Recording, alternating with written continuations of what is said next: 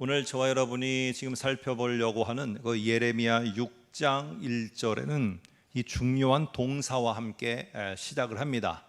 그거는 바로 어떤 동사냐 하면은 두 번째째 우리 한글 성경에 나오는 피난하라라는 말입니다.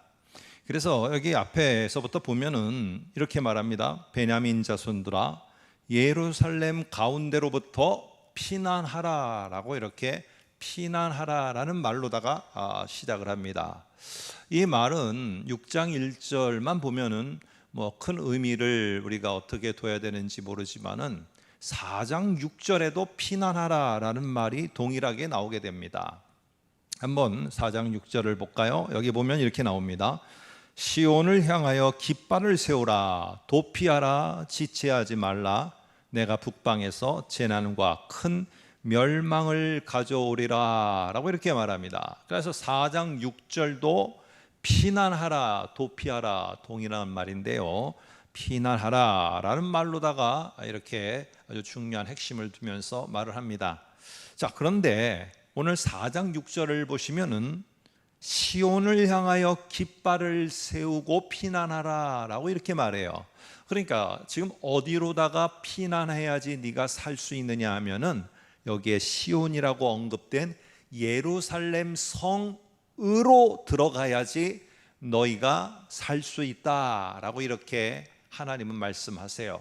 그래서 실제로 이 때 조금 이따가 보겠습니다만 예루살렘으로 들어가서 그들은 사실은 여러 가지 침략 가운데서 또 살아남을 수 있게 되어집니다.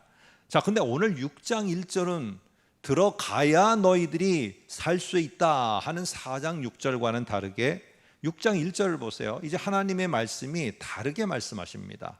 너희는 예루살렘으로부터 가운데로부터 나와야지, 나오는 피난을 해야지 너희는 살 수 있다. 이유가 왜 그러느냐? 너희가 들어가 있는 그 예루살렘이 곧 파괴될 것이기 때문에, 무너질 것이기 때문에 거기에 그대로 머물러 있다가는 너희도 같이 망하게 된다. 그러니까 너희는 예루살렘으로부터 밖으로 나오라. 4장 6절에는 예루살렘 안으로 너희가 들어가야 산다. 지금 6장 1절은 거기로부터 밖으로 나와야지 산다. 오늘 이 하나님은 이렇게 4장 6절과 6장 1절에 다르게 말씀하고 있다는 것입니다. 자, 이게 무엇을 의미하고 우리에게 이 시대를 살아가는 저와 여러분에게 무슨 메시지를 주려고 하는지 한번 생각해 보려고 합니다. 먼저 여러분, 4장은요 오늘 예루살렘 지금 멸망, 파괴를 앞두고 있는 이 6장과는 좀 배경이 다른 배경입니다. 이 4장은 이 6장에서처럼 바벨론을 하나님이 들어서 바벨론이 침략해서 들어오는 때가 아니고 과거에 있었던 아수르라는 나라가 북쪽에서 이 북쪽 이스라엘서부터 남쪽을 향해서 쳐 내려왔을 그 당시의 이야기입니다. 그래서 4장의 배경은 바벨론이 아니라 아수르입니다. 그런데 아수르가 이스라엘을 침략할 때 하나님은 말씀을 하셨던 거예요. 그게 뭐냐면은 너희는 그때 내가 말했지 예루살렘으로 피난하라 라고 말했어요. 그랬더니 이 유다 백성들은 예루살렘 안으로 들어가고 뭐 그런 이유 속에서 결국에는 우리가 아는 것처럼 아수르는 북쪽 이스라엘은 점령했지만은 남쪽 유다는 점령하지를 못했습니다. 자, 그런데 6장의 배경은 달라졌다는 거예요. 6장은요 아수르가 쳐들어오는 게 아니라 이제는 하나님이 유다를 패망하게 하기 위해서, 예루살렘을 파괴하기 위해서 바벨론이라는 나라가 이제 쳐들어옵니다. 그런데 그때와는 다르게 상황이 바뀌었어요. 예루살렘이 바뀐 모습이 나타나게 됐어요. 그래서 이제는 6장에서는 예루살렘이 도피성이 아니라 예루살렘이 파멸의 장소가 되기 때문에 이제 그곳을 나와야 된다는 사실입니다. 자, 오늘 이 맥락 속에서 우리는 한번 생각해 볼 필요가 있어요.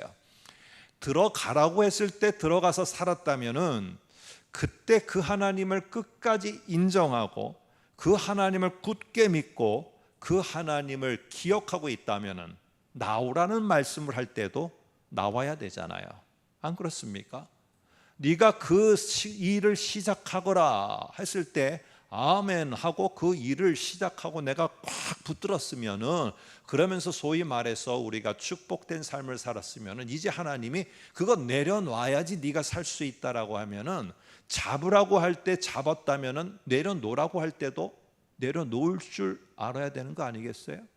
이게 그때 믿었던, 그때 하나님을 인정했던 것이 놓으라고 할 때도 놓을 줄 알 때 그것을 하나님은 하나님으로 인정하는 거예요. 근데 오늘 그때 4장 6절에서는 들어가라, 예루살렘을 붙잡아라 할 때는 잘 붙잡았어요. 그랬더니 살았어요. 이제는 나와라, 니네가 내려놔야 돼 하는데 못 내려놓는 겁니다. 안 내려놓는 거예요. 이 예루살렘을 못 내려놓고 있는 게 오늘 이 6장의 지금 유다 백성들의 모습입니다. 여러분, 노아 홍수 때도 사람들은 믿지 않았습니다. 이 땅이 홍수로 멸망할 것을 믿지 않았어요. 그러다 보니까 진짜 이 땅이 멸망할 때 그들도 같이 다 멸망하고 말았어요. 소돔과 고모라가 불로다가 멸망할 것이라고 했을 때 그들은 그것을 신뢰하고 받아들이지 않았어요. 오히려 소돔과 고모라, 그들의 부함과 그들의 번영과 그들의 화려함이 자기들은 더 믿음직스러운 거예요. 소돔과 고모라를 포기를 못하는 겁니다. 아시는 것처럼 소돔과 고모라가 불로 멸망할 때 그곳을 떠난 가족만 살고 결국 소돔과 고모라는 불로다가 다 멸망하고 말았습니다. 여러분, 하나님의 존재를 우리가 인정하고 있다는 것, 하나님을 내가 신뢰하고 있다는 것, 그게 언제 나타나느냐? 놓으라고 할 때요. 이런 하나님을 인정하게 되면은 하나님의 훈계가 딱 주어졌을 때 그것을 받아들이는데, 오늘 6장의 이 예레미야의 오늘 대상인 유다 백성들은 하나님의 존재를 인정하지 않는 거예요. 제사도 있고 성전을 드나드는 것도 있고, 사람들이 물으면은 저게 뭐냐라고 하면 저건 여호와의 성전이야, 여호와의 성전이야라고 계속 말은 하지만은 결국 그들 속에는 하나님 인정함이 없어요. 그러다 보니까 하나님의 훈계를 듣지를 않게 되어집니다. 성전에 들어가고 나아가고는 있고, 성전에서는 제사는 있는데 하나님을 그 마음에, 그 심령에 인정함은 부재한 상태. 이게 유다 백성의 지금의 모습입니다. 근데 하나님은 참 안타까운 거예요. 다른 것도 다 좋은데, 이거 하는 것 저거 하는 것도 좋은데 자신을 좀 기억해 주시기를 원하는 거예요. 하나님을 좀 기억하고, 하나님이 놓으라고 하면 놓을 줄 알아야 되는데, 놓으라는 이유가 있는데 놓지 않고 예루살렘 성을 붙잡고 있고, 예루살렘 성의 가운데를 붙잡고 있고, 그 가운데 있는 성전을 붙잡고 있는 그게 너무 안타까운 거예요. 그 왜 무너질 거를 내가 알고 놓으라고 하는데 그 사람들은 그거를 놓으면 오히려 더 죽을 것 같아서 놓지를 못하는 거예요. 오늘 6장 1절을 한번 다시 볼까요? 하나님의 안타까워하는 마음을 담아서 한번 보겠습니다. 베냐민 자손들아, 예루살렘 가운데로부터 피난하라. 드고아에서 나팔을 불고 베닥게렘에서 깃발을 들라. 재앙과 파멸이 북방에서 엿보아 오미니라. 이렇게 말합니다. 자, 근데 여기 보면은 중요한 말을 하고 있어요. 예루살렘으로부터 피하라라고 말하지 않고 예루살렘 가운데로부터 피하라라고 이렇게 말해요. 예루살렘 이 성의 가운데에는 뭐가 있습니까? 여호와의 성전이 있어요. 그래서 7장에 보면은 여호와의 성전, 여호와의 성전, 여호와의 성전이라는 말이 7장 4절에 3번이나 반복을 합니다. 그런데 뒤에 말이 안 나와요. 뒤에 말이. 그러니까 사람들은 여호와의 성전 제사하라, 여호와의 성전 와서 여기서 뭐뭐 해라, 이렇게는 하는데 사실은 그들 속에 중요한 게 빠져 있다는 거예요. 여호와를 그들의 하나님으로 인정하고 여호와가 우리의 하나님인 것을 기억하는 것은 그들 속에 없다는 것입니다. 오늘 이런 모습 속에서 너희가 그렇게 의지하느냐, 예루살렘 성이 너희의 그 자연 요새처럼 든든하다고 의지하느냐, 그거 곧 파괴되고 말 거야. 너희가 나를 잊어버리는 순간, 너희가 나를 잊고 나를 인정하면서 멀리하는 순간, 그 부강한 나라, 그 축복의 땅, 모든 것들은 다 황폐하게 되고 말 거라는 걸 니네가 이 교훈을 받아들여야 된다. 이 사실을 니네가 잊어버리면 안 된다. 나는 사인으로 그것을 직접 하기 전에 내가 교훈으로 지금 훈계로 하고 있는 거야 하는데 말을 안 들어요. 그러니까 하나님이 너무 답답하신 거야. 그러니까 갑자기 예레미야를 통해서 이 예루살렘 남쪽에 있는 두 요새를 언급합니다. 그 첫 번째 요새가 여기에 나와 있는 대로 드고아라는 요새고, 또 하나는 베닥게렘이라는 요새예요. 그래서 여기에 보면은 이 요새들은 어떤 기능을 했느냐 하면은, 당시에 남쪽에 이 요새가 있어서 베닥게렘이라는 거는 지금 정확하게 어딘지 몰라요. 정확하게. 그래서 거리가 어느 정도 떨어졌는지, 예루살렘에서 얼마나 떨어졌는지 잘 몰라요. 그런데 이들이 보내는 신호 방법을 성경은 말하고 있어요. 드고아에서는 남쪽에서 어느 나라가 지금, 남쪽의 나라가 특별히 대표적인 게 이집트가 지금 밀고 올라옵니다, 아니면은 지금 남쪽에 이런 일이 벌어졌습니다 라는 것을 알릴 때, 뭐 우리로 말하면 자동차로 가면 한 20여 분 30여 분이지만은 뭐 그들은 어쨌든 남쪽에서 파수대에서 저 남쪽, 더 남쪽을 내려다보면서 변동사항을 갖다가 있을 때는 나팔로다가 신호를 보냅니다. 나팔 소리로다가. 그런데 베닥게렘은 조금 더 밑에 있었던 것 같아요. 나팔이 아니라 이들의 신호를 보내는 방법은 깃발이라고 하는데, 우리가 생각하는 그 정도의 깃발은 아니고 이런 겁니다. 봉화대에서 이렇게 불을 떼서 연기로, 우리의 문화 속에서 이해하면 봉화대에 불을 떼서 연기로다가 지금 무엇인가 신호를 알리는, 이게 베닥게렘의 신호 방법이에요. 자, 그러면 생각해 보세요. 이게 지금 남쪽 요새에 파수꾼이 있습니다. 근데 더 멀리 국경 멀리에서 남쪽에 이상한 적들이 침입해 올라오는 징조가 보여요. 그러면 바로 봉화대에서 올립니다. 그러면 그걸 보다가 중간에 있는 드고아에서 나팔로다가 신호를 받아 보냅니다. 여러분, 그러면 예루살렘에 있는 파수꾼이 그 소리를 딱 듣고, 이거 뭐 해도 듣고 안 해도 되고 안 해도 되고, 뭐 이거 뭐 불어, 너는 불어라, 너는 불어 제껴라, 나는 안 한다, 이랬다가는 이건 큰일 나는 거예요. 그 파수꾼은 바로 모든 군사들과 모든 왕과 백성들에게 이 사실을 정확하게 전달해야 되는 거예요. 그리고 백성들은 그것이 저게 맞아 틀려 그렇게 의심하지 않아요. 100% 200% 그 사인을 다 받아들여요. 그런데 드고아하고 베닥게렘에서 보내는 이 사인은 그렇게 그들이 철두철미하게 한 번도 부정하지 않고 받아들이면서, 오늘 6장 17절에 하나님이 이미지로 말하고 있는, 내가 예루살렘을 향해서 한 파수꾼을 보내 내가 나팔을 불고 있는데 너희는 도대체 왜 나팔 소리는, 내 나팔 소리는 듣지 않느냐? 니네가 곧 망한다니까 왜 이 소리는 안 듣고 있는 거야? 왜 안 듣고 있는지 모르겠어.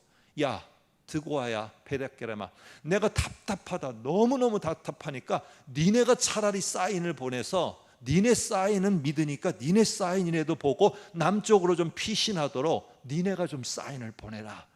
오늘 하나님이 이 6장 1절에 예레미야를 통해서 안타까워하는 거예요.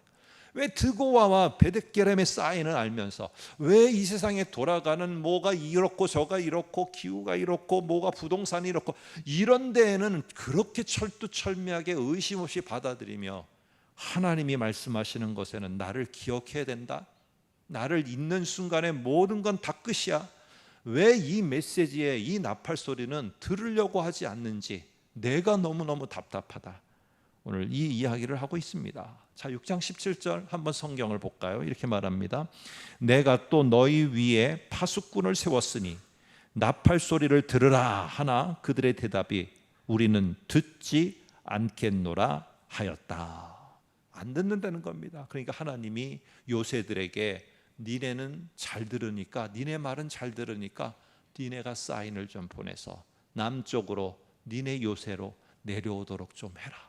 저 예루살렘, 아름다운 나의 신부 같은 여인 예루살렘이 망하는 게 나는 너무너무 안타깝다. 제발 좀 내 말 좀 듣고, 내 말을 안 들으면 니네 말이라도 들어서 좀 살렸으면 좋겠다. 여러분, 저도 그렇지만 여러분도 아마 그럴 겁니다. 어떨 때는요, 이렇게 상당히 민감한 삶을 살 때는, 내가 영적으로 참 소위 말해서 깨어 있다라는 삶을 살 때는 하나님의 말씀을 어린아이가 하더라도 이거 나한테 지금 하는 말씀이다, 그걸 딱 아는 순간이 있어요. 그래서 그 말씀대로 내가 이렇게 해야겠다, 딱 결단을 하고, 누가 뭘 하지 않더라도 딱 결단하고 바로 행동으로 옮깁니다. 그런데 어떨 때는요, 누가 메시지를 나팔을 불더라도 내 귀에 안 들려요. 안 들려.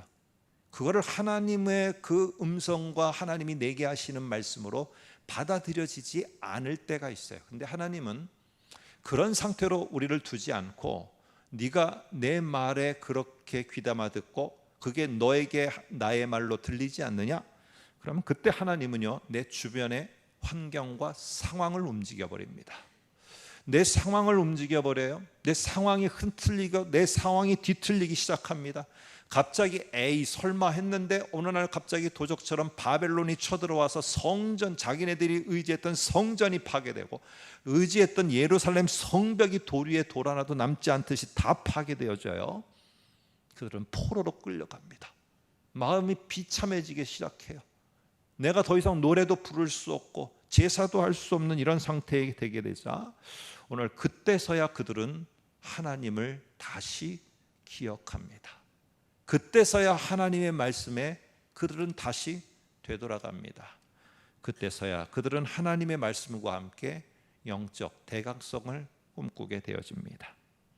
오늘 요즘에도 그래서 마찬가지고, 그때도 마찬가지고, 하나님이 정말로 원하는 것은 무엇이냐? 오늘 한번 18절을 볼까요? 6장 18절에 중요한 말을 두 단어를 하고 있는데 보세요. 그러므로 너희 나라들아, 그러므로 이 대한민국의 땅에 있는 너희 모든 사람들아, 첫 번째 말이 들으라는 거예요. 들으라.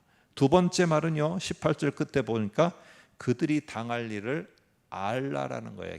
깨달으라는 겁니다. 깨달으라는 거. 오늘 이게 하나님의 이런 외침과 이런 나팔 소리가 우리가 참 깨어 있을 때는 이게 잘 들려요. 그래서 내가 어떻게 해야 되는구나 하고 그렇게 함께 하기를 독려도 하고 함께 합니다. 근데 안 될 때는 결국에 하나님이 상황을 움직이십니다. 그런데 하나님의 마음에는 이 예루살렘은 뭐라고 표현하느냐? 아름답고 우아한 시온의 딸이에요. 아름답고 우아한 시온의 딸. 근데 우리 성경에는 이렇게 말하는데, 원문을 조금 더 번역해 보면은 이겁니다. 아름답고 우아한 여인 시온의 딸. 다시 말하면 아름답고 우아한 여인 예루살렘이요. 이 하나님의 마음 속에는 정말로 예루살렘이 아름답고 우아한 그 여인의 모습으로 계속 있었으면 좋겠던 거예요.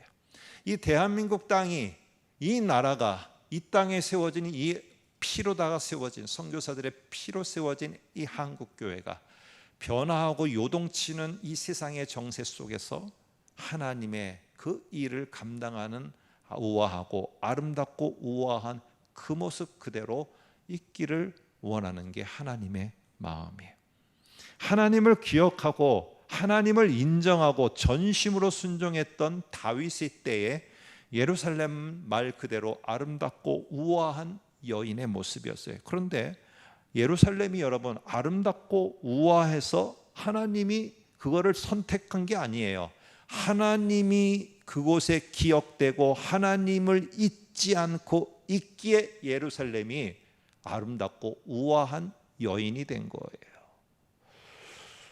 우리가 축복된 그런 모습의 상황이 되니까 하나님이 우리나라를 들어 쓰시는 것이 아니고, 하나님을 잊지 않는 사람들이 지금도 여기에 있는 저와 여러분 같은 이런 사람들이 이 시대 속에 남아있기 때문에 하나님이 여전히 우리나라를 붙들고 축복의 땅으로 하나님이 붙잡아 주고 계신 거예요. 하나님이 저와 여러분들 속에 기억되고 있기 때문에 아직까지 아름답고 우아한 땅, 이 나라가 되는 거예요. 하나님을 잊는 다음 세대가 됐을 때 습관을 따라 오늘 여기에 예레미야 뒤에 나오는 것처럼 문은 드나들고 제사는 있는데 하나님을 인정하는 게 없어요. 그리고 그 하나님은 우리 아버지 엄마의 하나님이었을 뿐이지 나는 그런 하나님, 나는 만나지도 못하고 나는 생각도 안 난다는 그런 말들이 이 땅에 보편화되었을 때 더 이상 이 땅은 축복된 땅이 될 수 없다는 것을 꼭 기억해야 됩니다. 여러분, 우리는 많이 변화됩니다. 참 안타까운 뉴스들이, 젊은 사람들은 자기가 그렇게 꿈에 그리던 직장에 들어갔는데 들어가서 보니까 그곳은 자기의 생각과는 너무나 달라 이 세상에서 생명을 달리하는 그런 뉴스들이 나오고 있어요.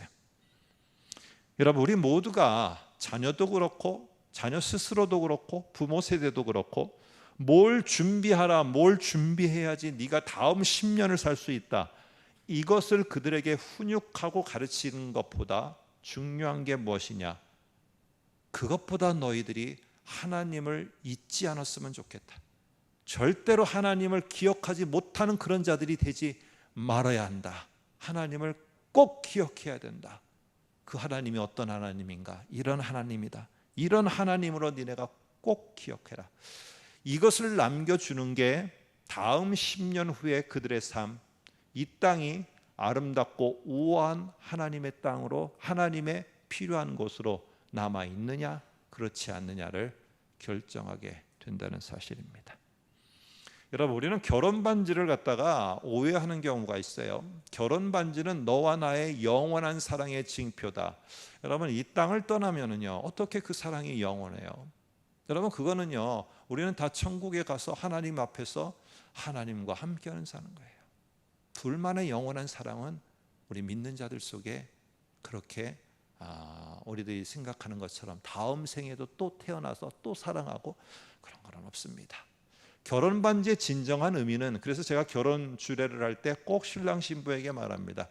결혼 반지의 중요한 의미는 영원한 사랑이 아니라 기억하는 거다. 기억하는 거. 반지를 보면서 나의 배우자, 나를 사랑하는 사람은 바로 이 반지를 나에게 선물로 준 내 옆에 있는 배우자라는 것을 기억하는 것이다. 기억하는 거. 여러분, 그래서요, 하나님이 왜 예루살렘을 아름답고 우아한 시온의 딸, 아름답고 우아한 여인으로 아름답게 이렇게 세워줬을까요? 그 가운데는 하나님의 임재를 나타내는 성전을 두었을까요? 여러분, 출애굽서부터 가나안까지 인도하시면서 그 사람들은 지난번에 말씀드린 것처럼 자기들의 부모, 그 부모의 부모 세대는 불평도 하고 원망도 하고 울기도 하고 짜증도 냈고 다 했어요. 그런데 그 모든 걸 누구에게 했느냐? 하나님께 했다는 거예요. 하나님께. 하나님을 잊지는 않았다는 거예요. 하나님은 그걸 원하는 거예요. 내가 너희하고 있는 거, 너희의 하나님됨을 인정하다는 거예요. 인정하는 거예요. 그리고 기억하라는 거예요. 그러나 예루살렘 성과 그곳에 있는 성전을 드나들면서 유다 백성들은 하나님은 잊었어요. 하나님은 인정하는 것이 사라졌어요. 결국 그러다 보니까 그 속에서 하나님의 말씀이라는 이 파수꾼의 나팔 소리가 불려도 그거를 어떻게 생각했는지 아십니까? 그 나팔 소리를 부니까 들을 수는 있어요. 근데 그 나팔 소리를 하나님이 우리에게 이 사인이구나. 너 지금 예루살렘 놔야 돼. 돌아가. 빨리 내려가. 하나님 빨리 인정하고 기억해. 이걸로 듣는 게 아니라 한번 10절을 볼까요? 보라, 여호와의 말씀을 그들이 자신들에게 욕으로 여기고 이를 즐겨하지 아니하니라. 이렇게 말합니다. 하나님을 인정하지 않으니까요, 나에게는 성전이 있다, 우리에게는 성벽이 있다, 우리는 그런 거 경험해 보지 못했다, 그때 아수르가 쳐들어왔을 때도 우리는 다 무사했다, 이렇게 하다 보니까 결국에 하나님을 인정하지 않아요. 예루살렘 성벽은 굳건히 붙잡으려고 하고 예루살렘의 성전은 굳건히 붙잡으려고 하는데 하나님은 잊혀지고 하나님은 인정되지 않아요. 여러분, 그런 땅, 그런 곳은 오래가지 못하고 역사는 그 후에 바벨론에 의해서 예루살렘은 파괴되었다. 그게 팩트로 남아있는 사실입니다. 여러분, 아름답고 우아한 시온 예루살렘이 하나님을 잊고 인정하지 않으니까 이제 그 호칭이 바뀝니다. 한번 6절을 볼까요? 7절까지 보겠습니다. 아름답고 우아한 여인 예루살렘이 어떻게 호칭이 바뀌냐? 이는 벌 받을 성이며 이렇게 말합니다. 바뀌어 버렸어요. 그 중에는 오직 포악한 것뿐이라 샘이 그 물을 솟구쳐냄 같이 그가 그 악을 드러내니 폭력과 탈취가 거기에서 들리며 질병과 살상이 내 앞에 계속 하느니라 라고 이렇게 말합니다. 아름답고 우아한 여인이 뭐로 바뀌느냐? 벌받아 마땅한 여인으로다가 바뀌어 버립니다. 여러분, 그곳에서 여기서 6가지가 나오는데요. 포악, 악, 폭력, 탈취 앞에 4개는 거기에서 하나님이 떠나니까 나타나는 하나님 자리에 대신 차지하고 있는 거예요. 근데 이 4가지의 결과가 뭐냐? 뒤에 나오는 질병과 살상이에요. 질병과 살상. 결국에 이 예루살렘은 내부적으로도 이미 파괴의 길을 걸어가고 있고 외부적으로도 이미 바벨론의 도래와 함께 파괴를 향하여서 가고 있어요. 그런데 여기서요, 참 재미난 표현을 하나님이 쓰십니다. 오늘 바벨론 너의 대적이 뭐 이렇게 쳐들어와서 너희를 무너뜨릴 것이며 이런 비유를 쓰는 게 아니라 3절에 보니까 목자들이 그 양떼를 몰고 와서 주위에 자기 장막을 치고 각기 그 처소에서 먹이리로다 이렇게 말해요. 자, 언뜻 생각하면 이스라엘 사람들이 지금까지 교훈으로 들을 때는 목자와 양 하면은 자기들에게 유익한 쪽의 비유가 많아요. 저희도 목자와 양이면은 하나님이 우리를 잘 인도하시고 우리를 보호하시고 이렇게 보여지고 이렇게 알게끔 되어져 있어요. 그런데 여기에 지금 포인트는 뭐냐면은 목자와 양의 관계가 아니라 목자가 데리고 온 양떼들이 그 풀밭을 풀 하나 남기지 않고 다 뜯어먹게 만들겠다라는 게 핵심이에요. 그래서 실제로 이 목자가 양을 풀어놓으면 풀밭에 풀을 양떼들이 다 뜯어먹습니다. 이처럼 바로 북방의 왕이 이 양떼와 같은 군사들을 끌고 와서 확 풀어놓을 텐데 그때에는 이 예루살렘에 하나도 남지 않고 풀을 뜯어먹듯이 다 뜯어먹어서 다 무너지게 할 것이다. 오늘 지금 이렇게 말합니다. 그러면서 단어도 목자라는 단어가 이게 히브리어로요 라아라는 이 말에서 나온 명사예요. 근데 먹이다라는 말도 라아에서 나왔어요. 근데 이게 6장 1절에서는 뭘로 되어 있느냐? 라아가 재앙으로 되어 있어요. 그래서 지금 여기에 나오는 목자가 데리고 와서 풀을 뜯어 먹게 하는 건 이건 뭘 의미하느냐? 똑같은 단어를 반복했으며 이거는 재앙이다. 재앙. 엄청난 재앙을 쏟아부어 이 예루살렘이 파괴하게 할 거다. 이렇게 말합니다. 여러분, 이스라엘이 광야를 지나고 가나안에 들어갈 때까지는 울며 불며 불평을 해도 하나님을 의지했어요. 그랬더니 하나님이 이스라엘을 대적하는 대적들을 위해서 하나님이 싸워주십니다.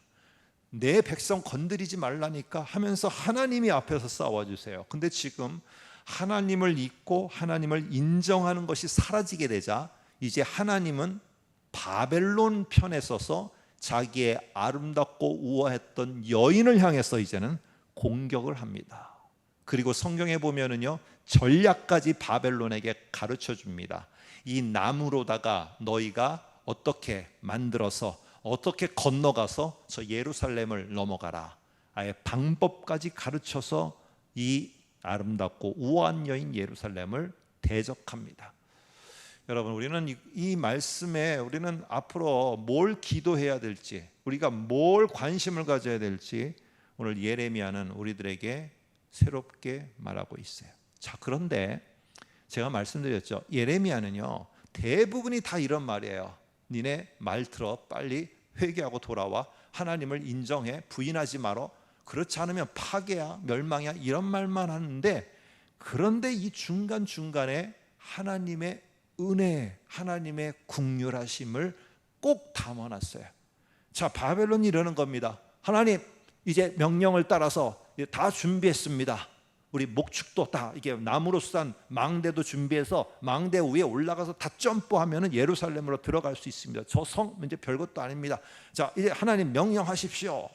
다 준비됐습니다. 그런데 하나님이 갑자기 잠깐 내가 명령을 내리기 전에 잠시만 무르겠다.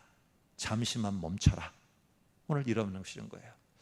한 명령을 기다리고 있는데 멈추라고 그러고는 그때 나오는 말이 6장 8절입니다. 한번 보세요. 6장 8절에 이렇게 말합니다. 예루살렘아 예루살렘아 너는 훈계를 제발 지금이라도 받으라. 그리하지 아니하면 내 마음이 너를 싫어하고 너를 황폐하게 하여 주민이 없는 땅으로 만들게 될 것이다.